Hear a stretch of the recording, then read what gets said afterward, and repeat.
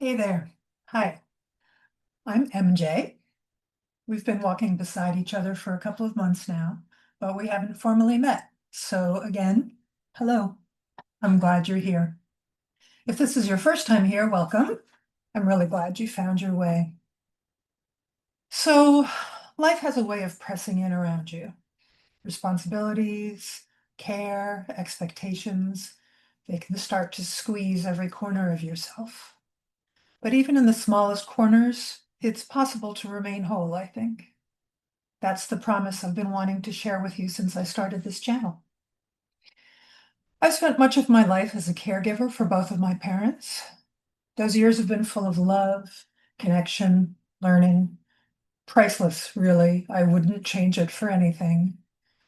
With my dad, who I cared for first, I discovered resilience and the depth of giving. Even as he grew older and lost his sight, he remained strong, courageous, and joyful. Caring for him deepened our relationship, which was already strong, and taught me what steady love looks like and what living fully, no matter what your circumstances, looks like. With my mom, it's been different.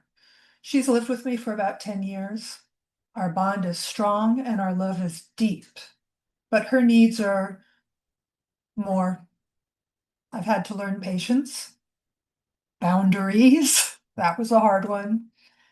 And this quiet discipline of holding space for someone else's emotions without letting them become my own.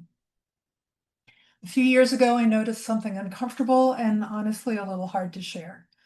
This resentment had started to creep in, a quiet kind of depression. And I realized I wasn't just caring for someone else who I loved, I was slowly disappearing. I wasn't willing to reduce the care I gave, and it certainly didn't reduce the love I felt or the duty that I proudly felt I owed. But I also knew I just couldn't keep shrinking. So I began slowly to experiment. I tried therapy. I did better with honest conversations with friends. I realized I could share my true feelings, even if they were embarrassing or I didn't think they were valid or I was ashamed of them. And these true friends would embrace me and my feelings wholeheartedly. I started allowing help into the house, which allowed me to step out for just a few hours at a time, even when guilt tagged along every single time. And then something astonishing happened, at least astonishing to me, that I did not expect.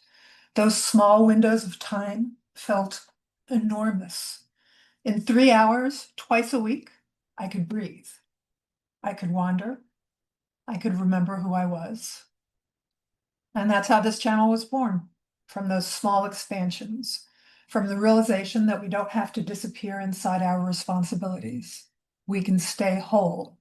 We can stay who we are. And once I understood that, I wanted to share it. I got excited.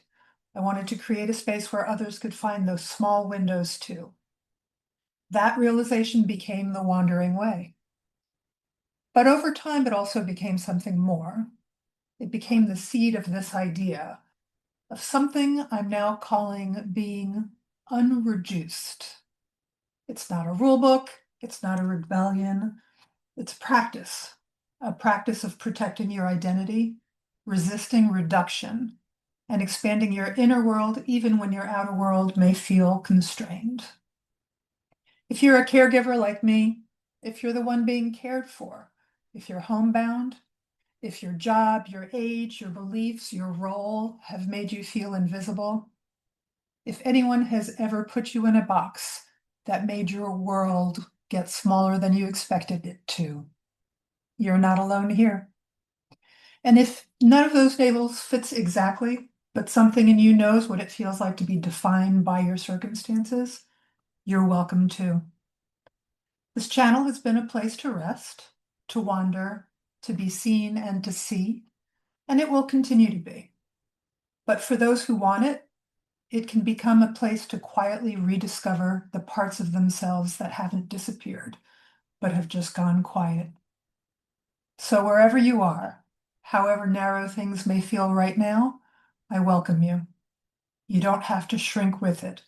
You don't have to be reduced. Let's walk together. Remember, wherever you are, You're never too far from wonder. Thanks for being here.